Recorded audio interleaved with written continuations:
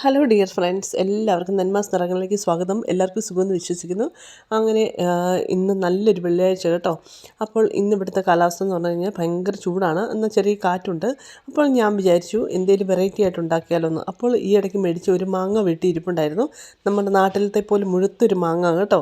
അപ്പോൾ ഞാൻ വിചാരിച്ചു അത് വെച്ച് ഒരു ചെറിയൊരു ഐസ്ക്രീം ഉണ്ടാക്കാമെന്ന് വിചാരിച്ചു. ഇന്ന് പരീക്ഷിച്ച് നോക്കാം എന്ന് വിചാരിച്ചു. അപ്പോൾ അതിൻ്റെ 4 ഇങ്ങനെ കുത്തി വെക്കുന്ന കൊമ്പ് 2 കാണുന്നില്ല. അതുകൊണ്ട് പണ്ട് ഉപയോഗിച്ച ഐസ്ക്രീമിൻ്റെ ഒരു കൊമ്പെടുത്ത് വെച്ചാണ് കേട്ടോ. അപ്പോൾ നമ്മൾ ഈ മാങ്ങ നന്നായിട്ട് കഷ്ണങ്ങളായിട്ട് മുറിച്ച് നമ്മുടെ മിക്സഡ് ജാറിലിട്ട് കുറച്ച് പഞ്ചസാരയൊക്കെ ഇട്ട് നന്നായിട്ട് അടിച്ചു വെച്ചിട്ടുണ്ട് കേട്ടോ. അടിച്ചു വെച്ച് ആദ്യം മിൽക്ക് ഒഴിക്കാതെയാണ് അടിച്ചത്, അതിന് ശേഷമാണ് മിൽക്ക് ഒഴിച്ചത് കേട്ടോ. അപ്പോൾ മിൽക്ക് ഒരു നല്ല തിക്കായിട്ടാണ് ഒഴിച്ചു വെച്ചിരിക്കുന്നത്, നിങ്ങൾക്ക് കാണാൻ പറ്റും കേട്ടോ. അപ്പോൾ ചെറിയ തിക്നെസ്സൊക്കെ ആയിട്ടാണ്, ഒത്തിരി വെള്ളമായിട്ടല്ല. എന്നിട്ട് അത് നമ്മുടെ ഈ ചെറിയ മേടിച്ച കുഞ്ഞ് ജാറുകളിലേക്ക് കണ്ടില്ലേ ഒഴിച്ചു വെച്ചു കേട്ടോ.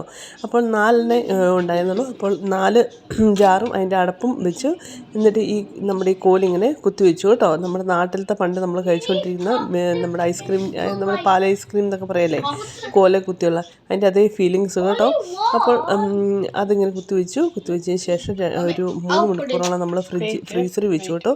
ഫ്രീസറിലൊക്കെ വെച്ച് തണുപ്പിച്ച് കുറേ കഴിഞ്ഞപ്പോഴത്തേക്ക് നല്ല ഒരു അടിപൊളി കോല ഐസ്ക്രീം, അതായത് നമ്മുടെ മാങ്ങയുടെ കോല ഐസ്ക്രീമായിട്ട് നമുക്ക് പുറത്തെടുത്ത് കഴിക്കാൻ പറ്റി കേട്ടോ. പിള്ളേർക്കും ഹസ്ബൻഡിനൊക്കെ നന്നായിട്ട് ഇഷ്ടപ്പെട്ടു.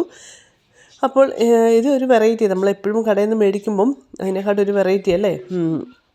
അപ്പോൾ നല്ല ടേസ്റ്റാണ് കേട്ടോ. ഇങ്ങനെ വല്ലപ്പോഴുമൊക്കെ നമുക്ക് പല ഫ്രൂട്ട്സ് വെച്ച് നമ്മൾക്കിപ്പം എന്താണ് നമ്മുടെ വേറെ തണ്ണിമത്തൻ, അതായത് വാട്ടർമെലോൺ ആണെങ്കിലും നമുക്ക് അത് വെച്ചൊക്കെ ഉണ്ടാക്കാം കേട്ടോ. അപ്പോൾ ഇത് കണ്ടോ, ഫ്രീസറിൽ നിന്ന് എടുത്തതിന് ശേഷമുള്ള കാഴ്ചയാണ്, നല്ല അടിപൊളിയാണ് കേട്ടോ. പിന്നെ അതുപോലെ നമ്മുടെ മുറ്റത്തുണ്ടായ പുതിയ പൂവാണ് കേട്ടോ. അപ്പോൾ ഇന്നത്തെ വീഡിയോ എല്ലാവർക്കും ഇഷ്ടപ്പെട്ടെങ്കിൽ ലൈക്ക് ചെയ്യുക, സബ്സ്ക്രൈബ് ചെയ്യുക.